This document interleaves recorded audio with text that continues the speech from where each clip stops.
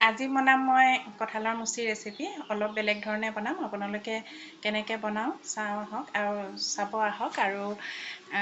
আপোনালোকেও নিশ্চয় বনাই খাব খুব ভাল পাব অলপ বেলেগ ধৰণৰ ৰেচিপি এতিয়া মোৰ পাকঘৰলৈ যাওঁ আহক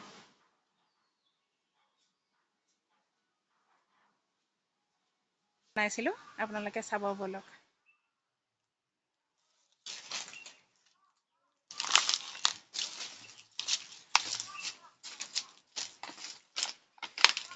এয়া আমাৰ কঁঠাল ইয়াতে কঁঠাল লাগি আছে কঁঠালৰ মুচি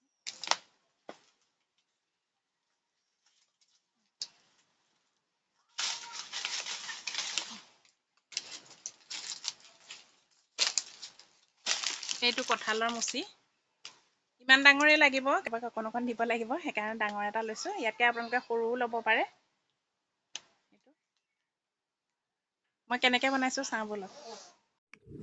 এতিয়া কঁঠালৰ মুচিৰ দিন সকলোৰে আমাৰ গাঁৱলীয়া মানুহৰ সকলোৰে পাকঘৰত এদিনৰ কাৰণে হ'লেও কঁঠালৰ মুচি নিশ্চয় খাইছে কিন্তু মই বনোৱাৰ দৰে আপোনালোকে বনাই খাই চাব বহুত বেছি ধুনীয়া লাগে কেনেকৈ বনাইছোঁ চাওঁ আহকচোন কঁঠালটো সদায় এনেধৰণে কাটিব পঠালিকৈ তেতিয়া বাকলিবিলাক গুচাবলৈ ভাল হয় হাতত অলপ মিঠাতেল ঘঁহি ল'ব ঘঁহিলে আঠাটো হাতত নালাগে পাছত কটাৰ পাছত কাপোৰ এখনে মোহাৰি দিলে আঠাটো গুচি যায় এনেধৰণে টুকুৰা কৰি ল'ব তেতিয়া কাটিবলৈ বহুত বেছি ধুনীয়া এনেকৈ কাটি ল'লোঁ তাৰ পাছত মই এইখিনি সিজাই ল'ম একেবাৰে ধুনীয়াকৈ সিজাব লাগে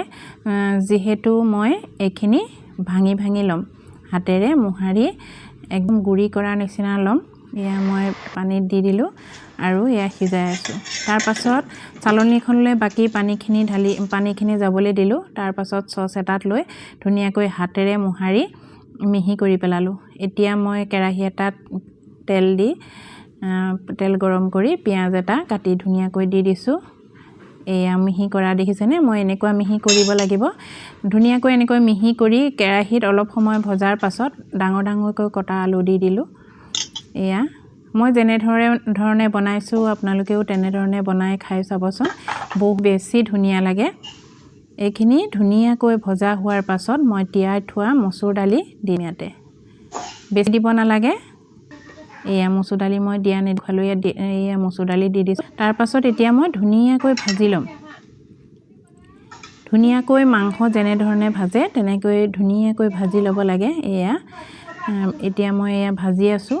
অলপ সময় লাগে ভাজিবলৈ আপোনালোকে এনেধৰণে বনাই খাই চাবচোন দেই কেনেকুৱা পালে মোক জনাবলৈ নাপাহৰিব এনেকৈ ধুনীয়াকৈ ভাজি লৈ এতিয়া মই ঢাকি দিম অলপ সময় ঢকাৰ পাছত যেতিয়া সিজাৰ ভাৱ আহিব তেতিয়া মই তাত পানী দি দিম অকণমান গৰম মছলা দি দিব তেতিয়া খাবলৈ বহুত বেছি ধুনীয়া হয় ভজাটোৰ লগত বহুত কথা আছে এনেধৰণে ভাজি থাকিব লাগে তাৰ পাছত ইয়াতে